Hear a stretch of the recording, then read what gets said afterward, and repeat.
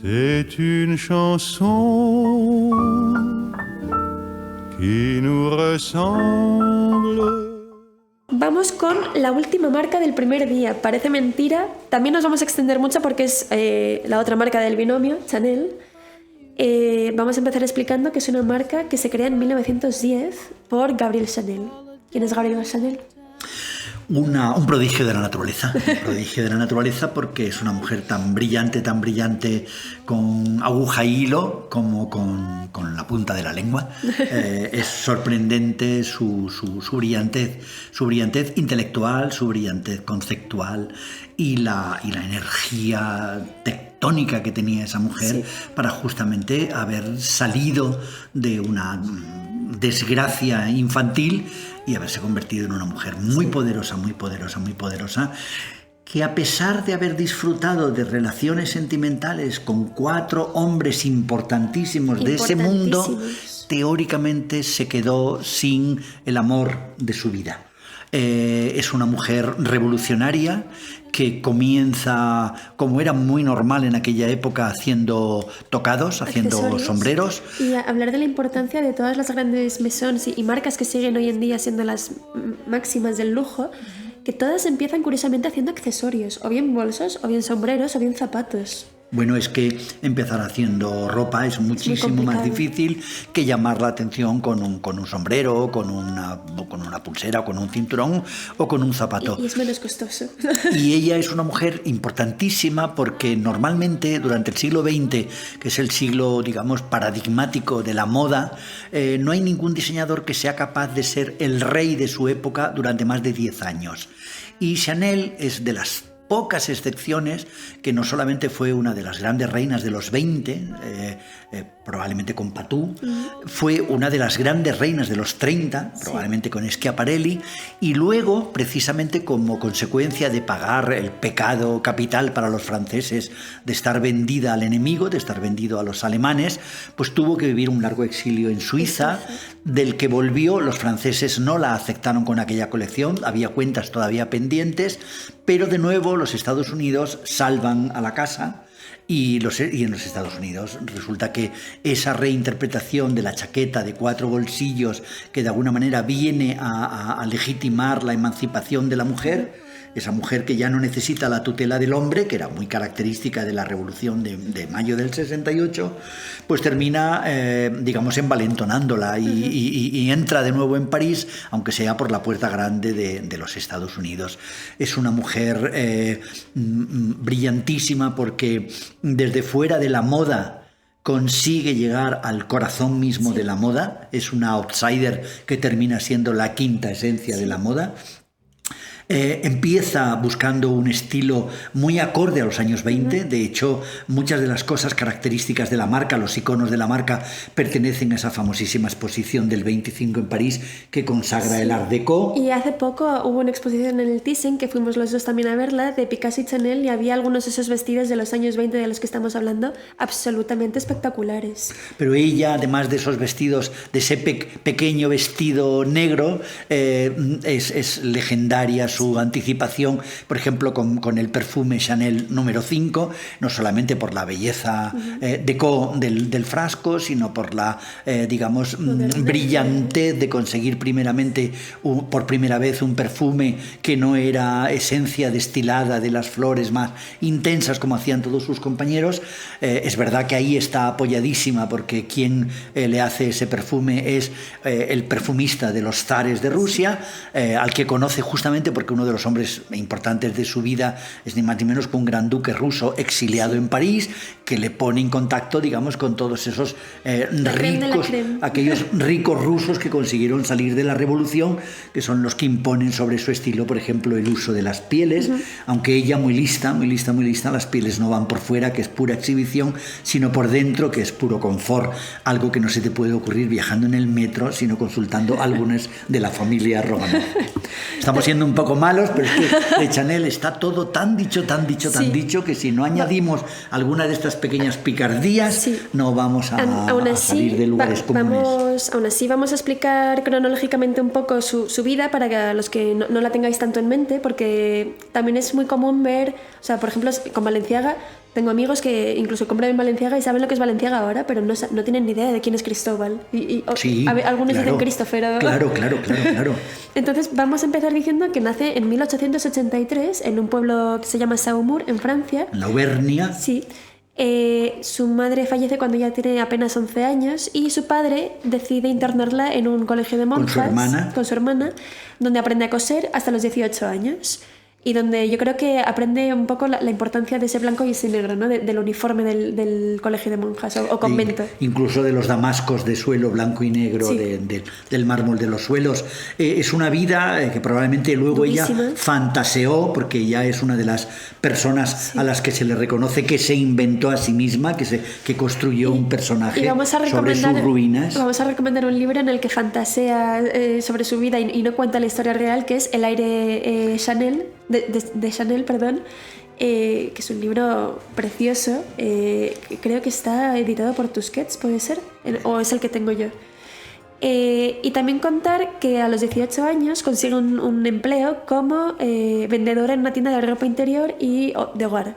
Pero lo complementa con un empleo de cabaretera de donde le viene el mítico apodo Coco. Pero más que cabaretera sería como cantante, sí, bailarina. Sí. Sí, es que parece que decimos cabaretera, pero el cabaret en esos años no es lo mismo que el cabaret hoy en día. Y lo importante es que justamente cerca de esa ciudad hay una guarnición militar de caballería y ahí aparece un hombre fundamental en su vida, que la enseña a montar a caballo y a bajarse con mucha clase de ese caballo. Y es él el que, y a través de él es cuando conoce a Boy Capel, que es el gran amor de su vida y que el pobre fallecería trágicamente en un accidente de automóvil, porque al parecer se le enganchó el pañuelo en algún lugar poco deseable. Pero los dioses crearon esa digamos, maldición justamente para que ella conociese a otros hombres que también fueron muy importantes para que ella terminase siendo ¿quién fue? En los años 20 es la revolucionaria creadora de un estilo minimal, de un estilo que libera a la mujer, de un estilo que la permite ser libre. En 1916 decir que es cuando aparece por primera vez en Vogue con esas chaquetas un poco deportivas ya. Vamos a poner la imagen que la hemos encontrado. Y ofrece looks pues mucho más relajados y muy distintos a lo que se estaba ofreciendo en la época.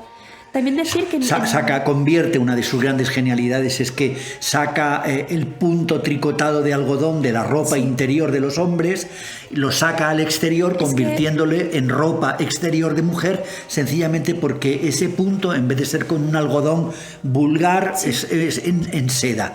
Y de pronto ella pone de moda una manera elegante de estar en sociedad que no molestaba a las mujeres. Es decir, que crea uno de sus famosos iconos que mantuvo durante toda su trayectoria como número uno de la moda, que era la de la elegancia tiene que hacer cómoda a la mujer. No puede haber elegancia si la mujer no está cómoda.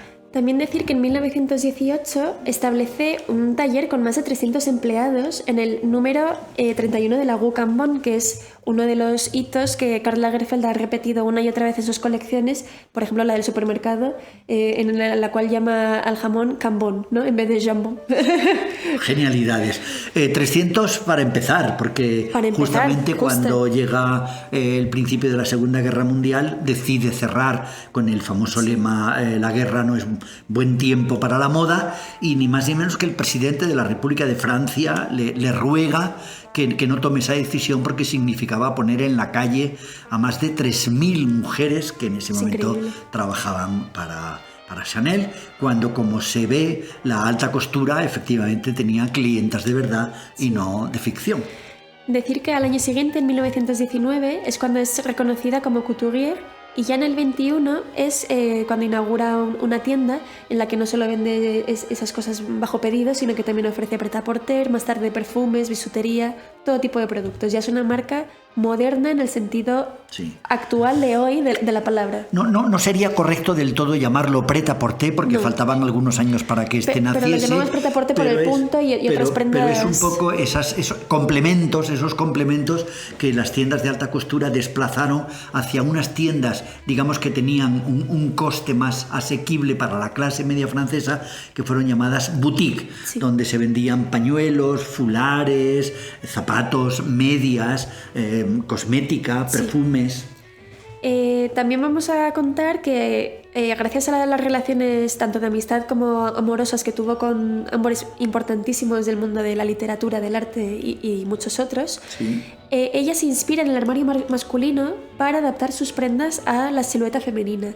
Y esto es la verdadera revolución, porque en estos años 20 y 30 es una mujer que diseña para mujeres de su época. Claro. Es decir, lo primordial es la comodidad. Porque Chanel sostenía que los hombres eran libres porque se vestían de una manera que no impedía sus movimientos, y que si las mujeres pudiesen vestirse con la libertad de los hombres, serían tan libres como los hombres. Era un poco como un fenómeno de magia, empezar por los efectos para alterar las causas. Y es verdad que rigurosamente casi nada de lo que se le achaca a Chanel es rigurosamente de Chanel, puesto que incluso uno de los looks que teóricamente más le pertenecen, que sería el de una mujer vestida con un traje de chaqueta con canotie todo negro, pues eso estaba en circulación en Inglaterra y en Francia mucho antes de que ella, de alguna manera, le pusiese la etiqueta a ese look. Pero ella tuvo la suerte, más que, como se dice, hay un refrán español maravilloso que dice de estar en el momento adecuado por donde pasa el éxito, ¿no? O sea, ella, de coger el tren, ¿no? Ella estaba donde había que estar en el momento que había que estar. Es decir, ella consiguió ser una provocadora y como consecuencia de esa provocadora llamar la atención. Y curiosamente, a pesar de que el gran amor de su vida se fue en un accidente, de una de las personas que estuvo profundísimamente enamorado y que la cosa no salió porque él teóricamente tenía una relación familiar que no estaba bajo ningún criterio dispuesto a romper por ideas religiosas, era ni más ni menos que Igor Stravinsky. Sí. Pero también hay que mencionar otros amantes como por ejemplo Paul Hirib, o con el que realizó una colección de joyas que intentaremos buscaros fotos también porque es muy interesante, o también Pierre Reverdy, un famosísimo poeta. Y que leí una anécdota muy bonita, y es que ella le compraba su obra en secreto para que él pudiese subsistir de su oficio, ¿no? Luego está también lo importantísimo que es en su relación cuando conoce a un famosísimo pintor español que es Serre, sí, y su mujer Misia Serre, grandísima amiga de Chanel. Y gracias a ellos dos de nuevo conocen, entran en otro ámbito de la alta sociedad francesa, entre comillas redescubren Venecia porque era una ciudad que les entusiasmaba a los dos, y Misia Serre, que era una mujer también importantísima, influye mucho en el aspecto, digamos, como más sofisticado de una Chanel, que ya vivía, hacía mucho tiempo que vivía entre un apartamento en el corazoncito de París, más una suite especialmente para ella en el Hotel Ritz, justo encima de donde estaba la tienda de Schiaparelli. Quiero decir, ella estaba acostumbrada a lo bueno desde hacía mucho tiempo. Bueno, entre otras cosas, muchos de esos hombres importantes con los que estuvo vinculados, uno de ellos es el duque de Westminster, en aquel momento el hombre, el tuit para mujer, en aquel momento el hombre más rico de Inglaterra, que ya es decir que naturalmente la invita a subir a ese barco de recreo, yo no sé si de más de 100 metros, un yate de lujo, como solo puede permitirse la corona inglesa, ¿no? Y que es una persona que efectivamente al invitarlo a que vea todas las esencias de la aristocracia inglesa, no solamente la hace famosa entre las grandes, entre las mujeres más importantes de Inglaterra, sino que también introduce el cuadro de Gales, el tejido de tweed. Es que no solo Chanel incorpora piezas icónicas como los pantalones, los jerseys y camisetas de rayas marineras, las prendas de punto, sino que también tiene ese puntazo provocador, y es que pone de moda la bisutería, que en la época nadie estaba acostumbrado a la bisutería de lujo. Claro, en ese momento todavía se pensaba que una señora solo podía salir a la calle con joyería, que lo de la bisutería era Para la que no llegaba, ¿no? Para el servicio prácticamente. Y ella, gracias a Fulco di Verdura, otro príncipe italiano que andaba por allí diseñando, hizo unas colecciones absolutamente exquisitas, porque ella, en ese periodo todavía revolucionario de su historia, decía que lo importante de una joya no es lo que valen, sino si son bonitas o no. Es decir, que si la joya era bonita, a ti qué más te importa que estuviese hecha de oro que de calamita. Hasta el punto que ella llegó a darle la vuelta a la teoría, ir cargada de cosas que parecen oro macizo, terminó siendo una cosa casi hortera. Y también cómo populariza llevar tiras y tiras de collares de perlas, ¿no? Ah, sí. Era una devota del collar de perlas. Consideraba que era el complemento más, digamos, más favorecedor de la mujer. Ese y perfumarse. Sí. Aunque era una campaña de publicidad, obviamente decía que una mujer que renuncia a ponerse unas gotas de perfume es una mujer sin futuro. Y maliciosamente decir que ella también proclamaba que una mujer nunca debe enseñar las rodillas, ¿no? Que no se nos olvide su obsesión con las rodillas. Yo no sé si era simplemente por crear polémica. Bueno, en principio parece ser... O por crear una moda basada en Chanel. En principio parece ser que porque las suyas no le gustaban a ella. O sea, era ese típico complejo que las mujeres desarrollan de pronto odiar una prenda un poco absurda, porque ¿no? revela una parte de tu cuerpo que no te gusta. Entonces ella era una obsesa de ese largo, pero también hay que decir en honor a ella que faltaba mucho tiempo para que se impusiese la minifalda. Claro. Es decir, que lo complicado de Chanel abanderada contra la minifalda es justamente después de su retorno. Sí. Es decir, cuando hay colecciones Chanel de los años 60 en el que ese traje chaqueta con la falda evidentemente a ras de la rodilla, nunca por encima de la rodilla, es que era señal inequívoca del buen gusto. Es decir, que una mujer, de la misma manera que no podía cruzar en público las piernas, pues tampoco podía enseñar las rodillas. Paradoja, porque lo primero que hizo Lagerfeld cuando llega a Chanel es coger ese mismo traje, 4 bolsillos, hacerlo en denim, en tela de vaquero, y evidentemente imponer la minifalda. Yo creo que es la única vez que osadamente Lagerfeld se ha atrevido a decir: da igual lo que opine Mademoiselle. También vamos a decir que popularizó muchísimas otras piezas, como pueden ser las bailarinas o los zapatos bicolor, míticos de Chanel, pero también populariza el Little Black Dress, el vestido negro corto. Tenemos 3 referencias. Puede ser Le Petit Robe Noir. Puede ser en parte pues por influido por esa infancia en los conventos con esos uniformes negros con el cuello blanco.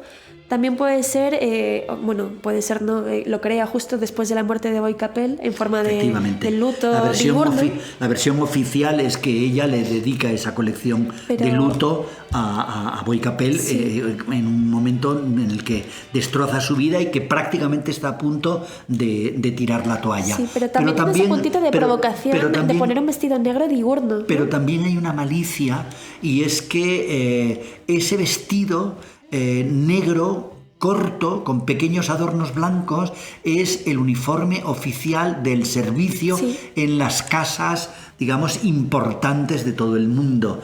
Entonces, ella, que por fin ha descubierto, no desde abajo, sino desde arriba, todos esos placeres, probablemente era muy fácil caer en la tentación. Como le gusta provocar. Sí, bueno, además es que esto ahora sería muy políticamente incorrecto, hombre, claro. Pero es que una parte muy importante de su éxito estuvo probablemente en sus piernas, las enseñase en público o no. Vamos a hablar de 2 piezas también clave de la marca, como son el perfume número 5 que has dicho antes. Simplemente para los que no sepan los datos, porque nos habéis pedido que expliquemos estas cosas que parece que damos por hecho y quizá no hay que dar por hecho. Uno es el perfume número 5 y el otro es el bolso 255.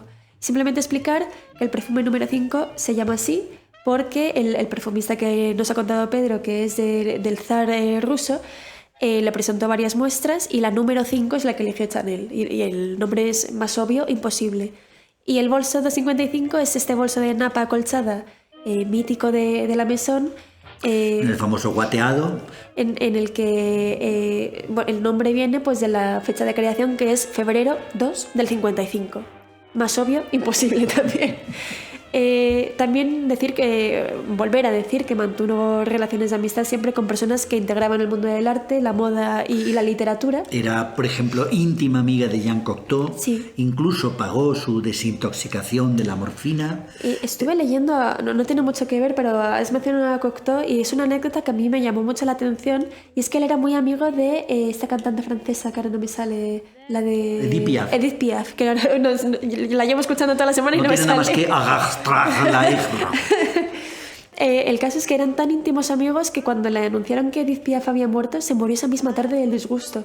Y yo con la anécdota me quedé impresionada. Y el libro que antes ha citado Beatriz, que es al aire de Chanel, justamente está escrito como si fuese una entrevista con ella, sí, con Paul Morand, que es un famosísimo escritor estupendo, francés, que vivía como ella en una suite del Hotel Ritz de París, y que era un conocidísimo escritor francés, sobre todo porque era un apasionado del viaje.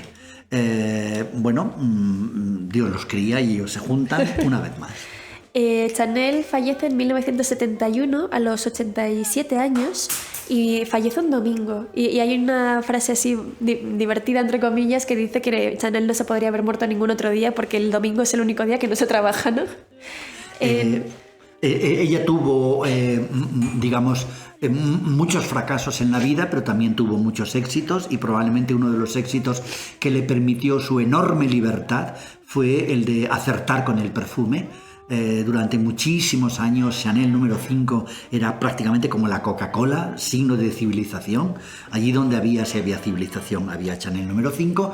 Se cuenta siempre esa anécdota, que no por repetida no podemos dejar de repetir, que es que cuando los soldados norteamericanos volvieron después de la Segunda Guerra Mundial, cuando tenían la obligación moral de llevarle a sus madres o a sus novias un recuerdo de París, alguien les dijo: no seáis cutres y le llevéis torrecitas de la Tour Eiffel, etcétera, etcétera. Ir a Chanel y comprar un frasco de Chanel número 5. Y esa foto mítica que pusimos el otro día también de los soldados haciendo cola en Chanel. Y eso permitió, probablemente sin quererlo, la campaña de publicidad de un perfume más eficaz del mundo, que es que una de las personas que justamente se ponían esas gotas de perfume para dormir era ni más ni menos que Marilyn Monroe. Y como todo se termina sabiendo, si hay alguien que lo intenta conseguir, Chanel hace pocos años recuperó incluso la grabación original, sí, donde se oye la voz temblorosa de Marilyn Monroe respondiendo a la famosa pregunta: ¿usted qué se pone para ir a dormir? Y ella, en vez del pijama o el salto de cama de organdí, sí, le dijo: unas gotas de Chanel.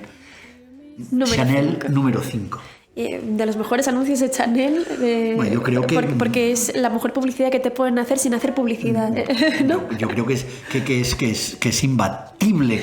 No sé si cuando hicieron por primera vez que un hombre famosísimo, por cierto, uno de los grandes actores de Hollywood, hiciese el anuncio de Chanel número 5, consiguieron todavía más publicidad, pero siempre ha sido mítico, como en los hallazgos de publicidad, a priori no sabido que iba a tener tanto resultado el Chanel número 5. Cuando muere Chanel, vamos a seguir un poco la cronología, la casa pasa a estar en manos del 71 al 73 de Gaston Berthelot. Y en el 73 viene un dúo que son Yvonne Dudel y Jean Cabuzon, pero es que se les incorpora para la línea de Pret-a-Porter del 78 al 83 Philippe Guibourges. En el 83 es cuando esta casa, Chanel, tiene otro movimiento de genialidad, como ocurrió en Dior con Galliano, y deciden contratar a Karl Lagerfeld, que desde el 65 había estado trabajando en Fendi, que antes Pedro nos ha hablado de ello con la peletería, una maison espectacular, y en los 80 él había creado su propia marca, Karl Lagerfeld, homónima, en la que pues lanzaba líneas más sport, accesorios, perfumes, y que hoy en día sigue funcionando. También dirigió artísticamente Chloé. Sí. El milagro de Chanel es que sus perfumes tienen tal éxito que los perfumes le permiten, digamos, todas sus genialidades, sí, todas sus libertades. Aunque es verdad que Chanel prácticamente nunca tuvo que recurrir a los accesorios para que su negocio fuese rentable. Es de las pocas casas, además los datos están verificados, los tengo de buenísima fuente, que durante todo el tránsito que es dirigida por Lagerfeld, las ventas de la moda, las ventas de la alta costura y del pret-à-porter son equivalentes a las ventas del perfume. Eso es impresionante. Cuando en la mayoría de las casas justamente el perfume es lo que permite, digamos, todas las alegrías de la casa. Sí. En Chanel eso está muy equilibrado. Y es porque Chanel, a pesar de ser, digamos, una traidora, entre comillas, tanto a la causa francesa contra la causa nazi, es también una gran traidora porque ella traiciona a sus grandes amigos que son judíos. De hecho, sus grandes amigos son justamente los propietarios de la marca, que son unos perfumistas que se acercan a ella, le hacen un contrato muy ventajoso para ella, y cuando se termina la Segunda Guerra Mundial, ellos precisamente podían haber ajusticiado a Chanel, haberle dicho: usted estaba en el bando perdedor, lo sentimos mucho, aquí no firmamos nada. Sin embargo, fueron tan listos de pensar que esa ruptura no iba a beneficiar a ninguno de los dos, que volvieron a negociar con Chanel unas condiciones muy beneficiosas para Chanel. Y entonces Chanel no es que fuese millonaria, pero sí que recibía puntualmente un talón que le permitía vivir como ella quisiera.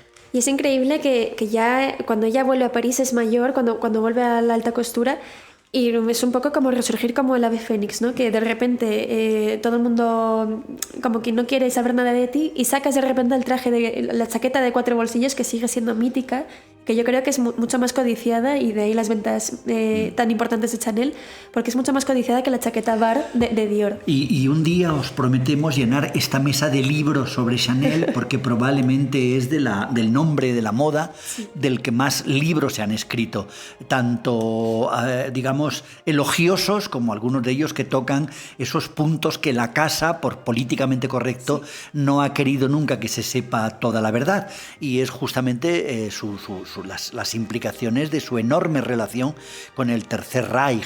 Ella termina teniendo su última gran historia de amor, al menos con hombre, porque luego se sospecha que probablemente pudo haber una historia de amor con una famosa actriz francesa, forma parte de la leyenda negra. Pues el último hombre que la hizo, entre comillas, feliz, es ni más ni menos que el comandante en jefe de la Gestapo en París, que es justamente la que le permite, entre otras cosas, seguir viviendo en el Ritz y seguir, digamos, tomando café, porque iba a decir vistiendo, pero no, ella, que podía perfectamente haber mantenido la casa abierta en contra de las recomendaciones de Jaap Hein, pues cierra y se dedica al dolce far niente. Estábamos hablando de Lagerfeld, que es el que sustituye en la dirección creativa a este trío que estuvo durante unos... Con poco éxito, con poco éxito. Estuvo desde el 83 hasta 2019, son 30 años al frente de Chanel y 30 años renovando cada colección y haciéndola un poco la luz del faro que guía toda la alta costura. Pero por esa casa que pasaron muchas manos, algunas de ellas importantísimas y españolas, para eso probablemente habrá que invitar a Lola Gabarrón para que venga a hablarnos del personaje, porque lo conoce en España probablemente como ninguna otra persona. La casa estuvo dando como tumbos, en la casa estuvo incluso responsable un año de la colección la mano derecha de Balenciaga. O sea, la casa no levantaba cabeza hasta que alguien tuvo la enorme genialidad de decir: esto solo lo arregla el mejor. Y entonces ocurría lo mismo que hemos contado antes en Dior con Marc Bohan, ¿no? Que el mundo avanza y la marca no, entonces cada vez te vas quedando más atrás.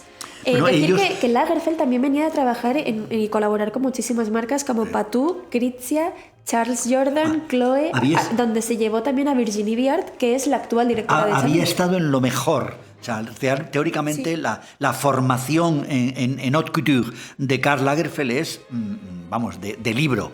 Vamos a nombrar memorables desfiles, os vamos a poner imágenes para que lo recordéis, que Lagerfeld ha realizado para Chanel, entre ellos Otoño-Invierno 18, con ese bosque otoñal espectacular, Primavera-Verano 18, con una cascada, yo creo que era como de 15 metros o más, en todo esto dentro del Gran Palais, que es espectacular pensar que es dentro de algo cerrado. El año que simuló una playa, que realmente las olas se movían. La Riviera francesa, cuando hicieron aquel león que es el animal totémico de Mademoiselle Chanel. Un poco por referencias también tamaño, a Venecia. No sé si de 20 metros de altura, cuando consiguieron traer hasta París un iceberg. Eso fue en 2010, creo, otoño-invierno. Y también ese cohete espacial que despega al final del desfile, ese supermercado con todo tipo de productos, un marketing espectacular porque cada producto tiene algo que ver con hitos de la casa. Bueno, y probablemente su última genialidad, llevar una de las colecciones de Chanel a La Habana, creo que una temporada antes de que fuesen los Rolling Stone, quiero decir. También hablar del desfile que era una protesta feminista con todas las modelos que llevaban ladrillos que Gabriel convirtió en bolsos. Simulaban el 68, el mayo del 68. Y es impresionante también porque con unas lonas enormes Sí, imprimieron es que imágenes reales de París y parecía París en vez de dentro del Gran utilizar Palais. las propias calles de París, que habría sido perfecto, vamos, negociando con el ayuntamiento, no, como en Chanel pueden con todo, en el Gran Palais, hecho justamente para la exposición modernista de los dos, el grande, el otro es el Petit Palais, como se puede suponer, pues allí construyeron un París dentro de un palacio. Y también el desfile del aeropuerto, que era Chanel Airlines, ¿no? Que eso es un poco qué te puedes encontrar en los aeropuertos del mundo de Chanel. Muy espectacular todas las colecciones. Podríamos dedicar, por ejemplo, un podcast a las 40-50 mejores colecciones de Lagerfeld. Podemos para Chanel. hacer un monográfico Lagerfeld, Sí, perfectamente. Podemos dedicarle otra sección como a Valenciaga. Es de los que se lo merecen. Y cuando muere en 2019, viene a sustituirle su mano derecha, Virginie Viard, que incluso se la había llevado a Chloé para trabajar con él, y de vuelta a Chanel le otorga tanto el control de proveedores como la selección de las telas como la coordinación de todos los equipos de la casa. O sea, es la mano derecha literal y la mano izquierda se hace falta, ¿no? Bueno, y para hablar de Chanel probablemente podemos traer a Asunta Jiménez Ontiveros, por ejemplo, o a Marta Clau, que fueron directoras de comunicación y directoras de la tienda, para que hablen, digamos, fuera ya de la marca. Pero es que incluso podemos traer hasta un joven francés, pero residente en España, que es el 50% de esa marca, que se llama Albarno, que durante, no sé, creo que la friolera de 12 o 14 años estuvo literalmente pegado a Karl Lagerfeld, y que, como él recuerda, era tal el poder de Lagerfeld que cuando se separó de él sabía perfectamente que en ningún sitio le darían trabajo, porque el poder de Lagerfeld sobre la moda mundial era prodigioso. Es el Anna Wintour que diseña, ¿no? Sí, yo creo que se temían por igual ambos, porque eran las por eso dos, eran tan buenos amigos. Eran las dos personas, es decir, eran dos escorpiones en una caja de zapatos, ¿no? O sea, diciendo, de mi esquina no me muevo porque solo el otro me puede tumbar. Es uno de los documentales en los que aparece también la relación que tienen Anna Wintour y Lagerfeld. Es muy bonita porque se respetan muchísimo, porque se admiran muchísimo. ¿Cómo no? Son dos factotum. Sí. Bueno, vamos a dar una pincelada de esa colección de Chanel antes Simplemente decir, para hablar de la directora creativa de Chanel actualmente, que es Virginie Viard, que empezó en el 87 como becaria de aprendiz de bordados en la casa, y poco a poco pues se fue convirtiendo en esta mano derecha de Lagerfeld. Y decir que la colección de 2019, en la que ya se está despidiendo Lagerfeld, empieza a haber muchos rumores porque salen los dos a saludar, que es la primera vez que ocurre, y ya en la siguiente colección sale Virginie sola a saludar, y es un poco eso como explican que Lagerfeld, el pobre, ya está muy mal del cáncer de páncreas. La enorme clase del Kaiser, Sí. La enorme clase de Karl Lagerfeld. En esta colección primavera-verano 2024 han decidido titularla The Button, el botón. Y vamos a leer parte de la... Bueno, son 56 looks, que es lo que debería ser una colección de alta costura, ¿no? Y vamos a leer lo que parte se espera de una colección de alta costura. Lo que esperamos nosotros también. Vamos a leer parte de la nota de prensa para que entendáis un poco la inspiración de Virginie Viard. Leemos: trasladamos el botón, objeto tan utilitario como ornamental, al mundo del ballet y de la danza. Libertad y precisión en cada movimiento. La colección, dominada por tonos acuarela rosa y blanco, revela la delicadeza del savoir-faire. Vestidos largos, faldas cortas y rectas, monos, tul, plisados, encajes, flores y lazos dan lugar a una colección etérea y femenina que se lleva sobre leotardos y mallas de ballet, blancas e impregnadas de referencias a la cultura contemporánea. En la colección debemos decir que hay piezas realmente bonitas, y Virginie Viard, cuando va hacia lo sencillo, hacia lo simple, entre comillas, que es lo más difícil de todo, es cuando realmente lo borda, ¿no? Pero en esta colección tenemos la sensación de que se ha pasado añadiendo elementos. Y nos extraña porque una de las míticas frases de Chanel es: cuando termines de vestirte, ponte en el espejo y quítate lo último que te has puesto. Es decir, no te pases de excesos, no hace falta añadir miles de ideas relacionadas con el ballet si no tienen sentido y no están bien conectadas de forma coherente. Claro, pero habría que reflexionar en voz alta que los imperativos de la marca cuando Chanel era todopoderosa en la casa, no tiene nada que ver Claro. con los imperativos de la multinacional que ahora mismo se ha convertido Chanel, que tiene, digamos, otros intereses en juego. Y una nota muy importante, y es que justamente en todas las colecciones que reinterpretan a Chanel hay toques muy sutiles, muy sutiles, muy sutiles. Y en este es justamente acercarse al mundo del ballet, Claro, que antes se nos porque, olvidaba mencionarlo, es porque verdad. Chanel tenía muchísima relación al más alto nivel con el ballet, precisamente por Stravinsky. Y es que hay un momento... también gracias a Sergei Diaghilev y sus ballets rusos. Hay un momento en el que a través de Stravinsky, que para Diaghilev era Dios, como os podéis imaginar, hay la necesidad de financiar una colección, creo que es el Tren Azul, que tiene unos figurines de Picasso y que tiene un vestuario espectacular. La escenografía de Cocteau. Por cierto, referido a Wagon Lit, es decir, el Tren Azul es el tren de lujo que va desde Londres hasta Venecia. Vimos piezas de este vestuario en la exposición que se realizó en el Thyssen que hemos mencionado antes de Picasso y Chanel, que había pues un vídeo de esa especie de reversión que han hecho moderna con los trajes originales. Pero vamos, que ella saca el talonario y pone sobre el talón el dinero que se necesita para que los ballets rusos estrenen esa obra en París, con el consiguiente escándalo, como era normal entonces. A mí lo que me extraña de esa colección en concreto es que creo que el problema está no en el diseño, sino en el estilismo, porque a la mitad de los looks les sobra la mitad de tul y sobre todo las mallas blancas, que yo entiendo que si referencias al mundo del ballet quieres traer esa referencia de vez en cuando, pero es que hay piezas muy bonitas, hay abrigos de tweed preciosos, hay algunos vestidos de faldas de tul rosas con una especie de bustier rosa todo bordado con flores, que es una artesanía exquisita, pero se lo cargan porque le meten un maillot negro innecesario. Y esos son recursos de estilismo que Chanel yo creo que no debería permitirse. Eso es porque en el último momento Anna Wintour dijo: a esta colección le falta un poco de escándalo.